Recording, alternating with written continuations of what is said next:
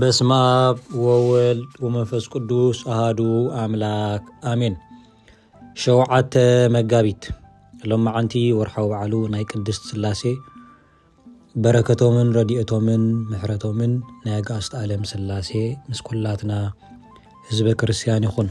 እሺ ናይ ዕለቱ ንባብ መልእኽቲ ጳውሎስ ናብ ሰብ ሮሜ ምዕራፍ 8 ካብ ፍቕዲ 31 ክሳብ ፍጻሜ። ፍቕሪ እግዚኣብሔር እምበሃርሲ ብዛዕባ እዚ ነገር እዚ እንታይ ክንብል ኢና? ኣምላኽ ምሳና ካብ ኮነኸ መን እዩ ዝቃወመና? እቲ ንወዱ እኳ ምእንቲ ኩላትና ኣሕሊፉ ዝሃቦ እምበር ዘይነሓፎ ከመይ ደኣ ኸ ምስኡ ኩሉ ዘይህበና? እቲ ዘጽድቖም ኣምላኽ ካብ ኮነ ነቶም ሕርያት ኣምላኽ ዝኸሶም መን እዩ? እቲ ዝኹንንከ መን እዩ?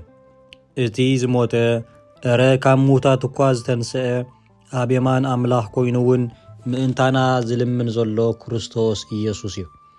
ካብ ፍቕሪ ክርስቶስ ዝፈልየና መን እዩ?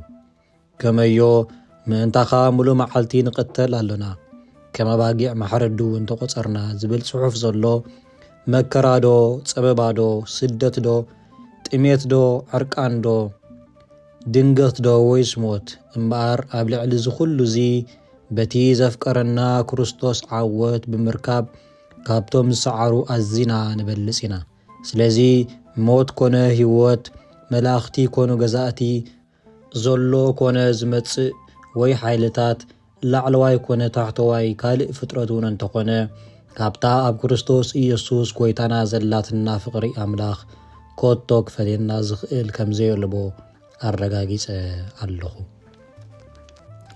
ቀዳማይ መልእኽቲ ዮሃንስ ምዕራፍ 2 ካብ ፍቕዲ 14 ክሳብ 20 ኣቱም ኣቦታት ነቲ ካብ መጀመርታ ዝነበረ ፍሊጥኩምዎ ኢኹም እሞ ጽሒፈልኩም ኣለኹም። ኣቱም ኣጉባዝ ብርቱዓት ስለ ዝኾንኩምን ቃል ኣምላኽ ኣባኻትኩም ይነብር ስለ ዘሎን ነቲ እኩይ እውን ስለ ዝሰዓርኩምዎን ጽሒፈልኩም ኣለኹ። ንዓለም ወይስ ነቲ ኣብ ዓለም ዘሎ ኣይትፍተው። ሓደ እኳ ንዓለም እንተፈተዋ ፍቕሪ ኣቦ ኣብኡ የብሉን። ከመይ ኩሉ እቲ ኣብ ዓለም ዘሎ ፍትወት ስጋን ክፉእ ትምኒትን ዓይንን ብሃብትኻ ዕቡይ ምዃንን ኣብ ዓለም ይምበር ካብ ኣቦ ኣይኮነን። ዓለምን እቲ ኩሉ ፍትወታን ሓላፋይ እዩ። እቲ ፍቓድ ኣምላኽ ዝገብር ግና ንዘለኣለም ይነብር። ደቀየ እዚኣ እታ መወዳእታ ሰዓት እያ። ጸረ ክርስቶስ ከም ዝመጽእ ሰሚዕኹም ኣለኹም። ድሮ እውን ብዙሓት ጸረ ክርስቶስ ተንሲኦም ኣለዉ። እዚኣ እታ መወዳእታ ሰዓት ምዃና ኸዓ በዚ ኢና እንፈልጥ።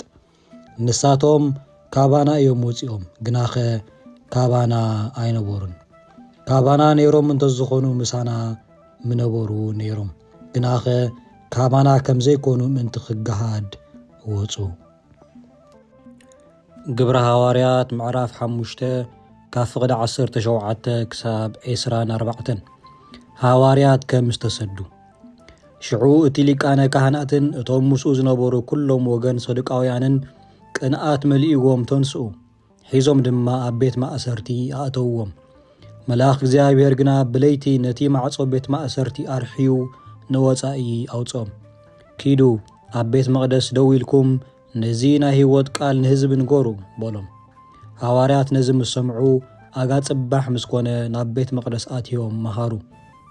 እቲ ሊቃነ ካህናትን እቶም ምስኡ ዝነበሩን መጺኦም ነቲ ገባእያን ነቶም ሽማግለታትን ደቂ እስራኤልን ክእከቡ ጸውዕዎም። ንሃዋርያት ምእንቲ ኸምጽእዎም ድማ ናብ ቤት ማእሰርቲ ለኣኹ። እቶም ገላው ግና ኣብቲ ቤት ማእሰርቲ ምስ በጽሑ ሰኣንዎም። ተመሊሶም ድማ እቲ ቤት ማእሰርቲ ተዓጺዩ እቲ ማዕጾ ድማ ብዝግባእ ተሸጊሩ እቶም ሓለውቲ እውን ኣብ ኣፍ ደገ ደው ኢሎም ጸኒሖምና። ምሰራሕናዮ ግና ሓደ እኳ ኣይረኸብናን ኢሎም ነገርዎም። ወንጌል ማቴዎስ ምዕራፍ 10 ካብ ፍቕዲ 28 ክሳብ ፍጻሜ። ነቲ ነፍስን ስጋን ኣብ ገሃነም ክእቱ ዝካሎ ደኣ ፍርህዎም እምበር ነቶም ንስጋ ዝቆትሉ ንነፍሲ ግና ክቆትልዋ ዘይከኣሎም ኣይትፍርሕዎም። ክልተ ኣዕዋፍዶ ብሳናቲም ይሽየጣ ኣይኮናን? ሓንቲ እኳ ካብኣተን ብዘይፈቓድ ኣቦኹም ኣብ ምድሪ ኣይትወድቕን እያ። ንስኻትኩም ግና ፀጉሪ ርእስኩም ኩለን እኳ ቁፅራት እየን። እምበኣርከስ ንስኻትኩም ካብ ብዙሓት ኣዕዋፍ ትበልፁ ኢኹም እሞ ኣይትፍርሑ። ኣብ ቅድሚ ሰብ ንዝተኣመነኒ ኩሉ ኣነ ኸ ኣብ ቅድሚ እቲ ኣብ ሰማይ ዘሎ ኣቦይ ክእመኖ እየ። ኣብ ቅድሚ ሰብ ንዘኽሓለኒ ግና ኣነ ድማ ኣብ ቅድሚ እቲ ኣብ ሰማይ ዘሎ ኣቦይ ክውሕዶ እየ።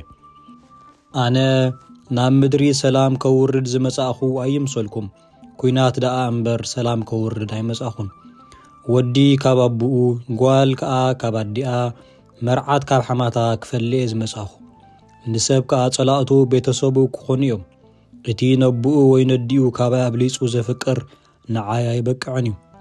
ካባይ ንወዱ ወይ ንጓሉ ኣብሊጹ ዘፍቅር እውን ንዓይ ኣይበቅዕን እዩ። እቲ መስቀል ፀይሩ ደድሕረይ ዘይስዕብ ንዓይ ኣይበቅዕን እዩ።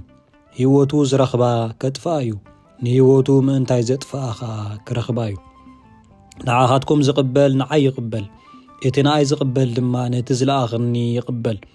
ንነቢይ ብስም ነቢይ ዝቕበል ዓስቢ ነቢይ ይረክብ። እቲ ንጻድቕ ብስም ጻድቕ ዝቕበል ዓስቢ ጻድቕ ይረክብ።